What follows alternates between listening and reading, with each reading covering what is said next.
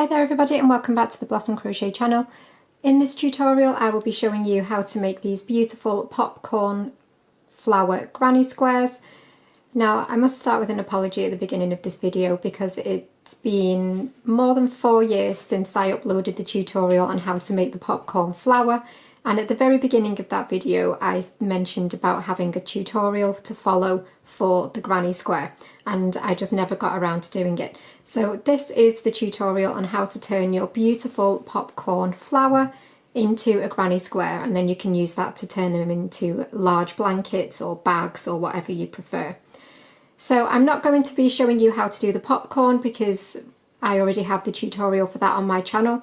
So the tutorial on how to make the popcorn flower will be linked in the description box, and I'll also leave it as a pinned comment as well.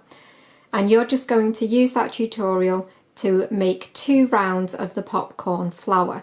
That tutorial goes on to make it much bigger, but you just want to do the first 2 rounds and you will have a total of 16 popcorn petals.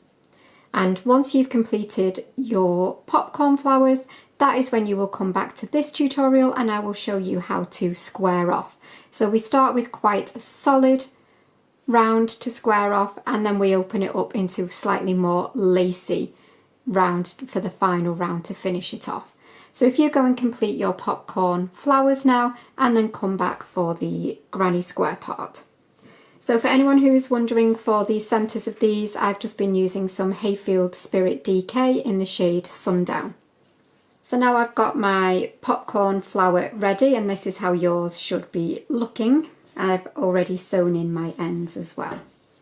I'm then going to take my contrasting colour, which is my white, and I'm going to start with my slip knot on my hook.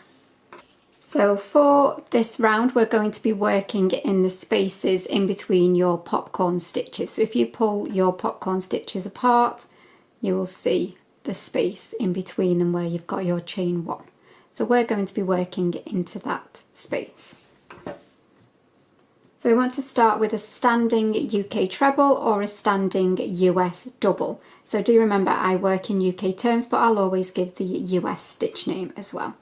So you'll yarn over and hold that loop on your hook and then insert into in between any of your petals. Yarn over and pull up, and you'll have 3 loops on your hook. Yarn over, pull through 2, yarn over and pull through 2. So that is a UK standing treble. You then want to put 2 more trebles back into this same space. So yarn over, back into that same space, yarn over and pull up, and then complete your treble as normal. So we've got 2 now and we want a final one, so we want 3.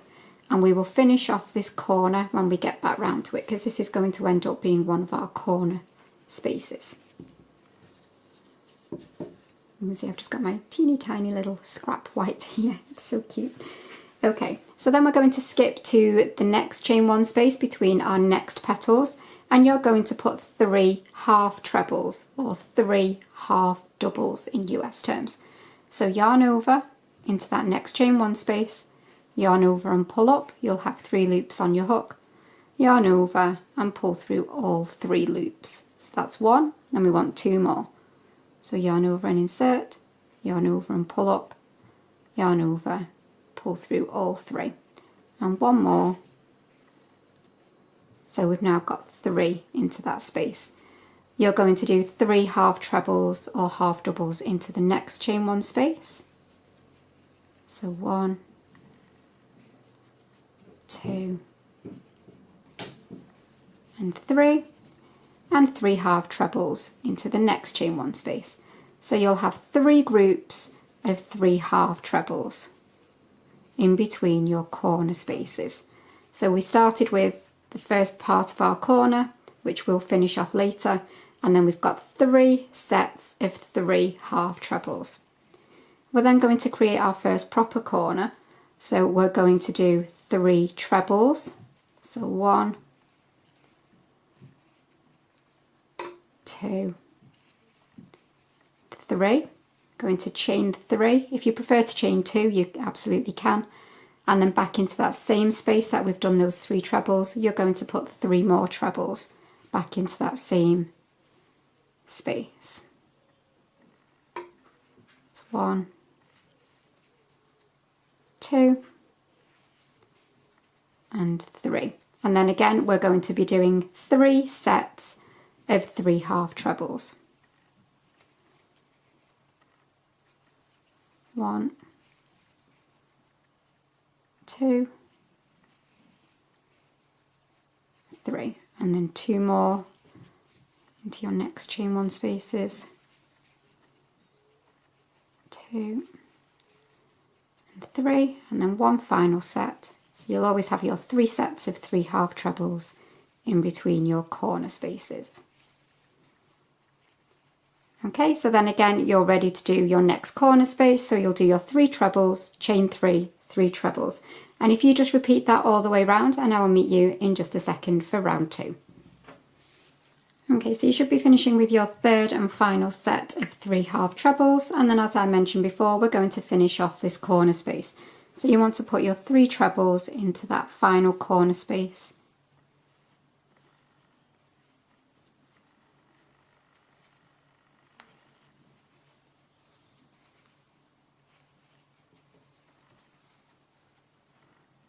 So that's my final 3 trebles. I want to do my chain 3, and then I'm going to slip stitch to join to the top of that very first standing treble that we did.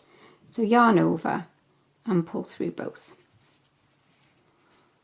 Okay, so that is how you should look at the end of this round. It should be starting to square off nicely for you. Now, obviously you can leave it like this if you wanted to, but if you want to add the second round like I showed you at the beginning of the video, then you will follow along with this now. So I'm going to turn my work around, and then I'm going to slip stitch back into that corner space. And then I'm going to chain 2, and that is going to count as my first UK treble, and then I'm going to do 1 treble back into that same space.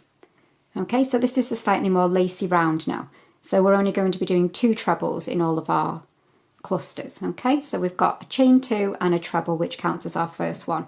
You then want to chain 1, and then you're going to skip to the little space that you'll have in between all of your groups of 3. So you'll be skipping these stitches, and then into this space here you will do 2 trebles. So into that space you will do 2 trebles. So that's 1 and 2. You'll chain 1, skip to the next space between your groups of 3 and do your 3 trebles. So we'll be doing all trebles in this round. We don't need to vary our stitch size anymore.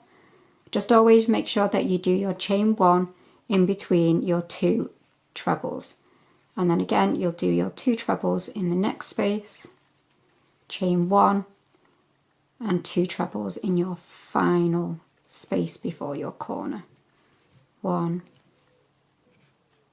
and 2, chain 1, and then in your corner you'll do 2 trebles,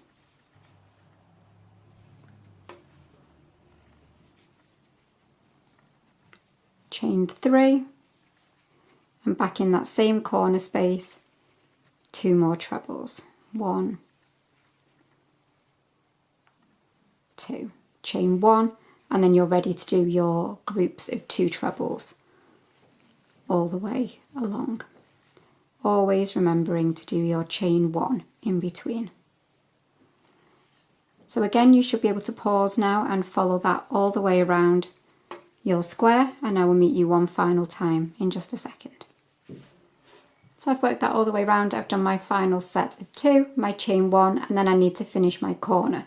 So into my corner space here I will do my final set of 2 trebles, 1 and 2, and then I'm ready to chain 3 one final time, and I'm going to slip stitch to the top of that chain 2 from the beginning of the round. I'm going to stop here, so I'm going to chain 1 and snip off, and then I'm just going to pull this tail out, and then I'll tighten up, and I'm ready then to weave in my ends. And then this is how your lovely square should look at the end. So you can then at this point obviously start joining your squares, and you can join them in so many different ways. You can find links for different joining tutorials in the description box of this video, but there's also obviously lots of other variations just generally on YouTube as well. So I really do hope that you've enjoyed this tutorial. If you have, please do remember to give it a thumbs up, leave me a comment, let me know what you think, and make sure that you of course subscribe to the channel if you don't already. But that is it for this one, and I will be back with another tutorial really soon. But thank you as always for watching, and bye for now.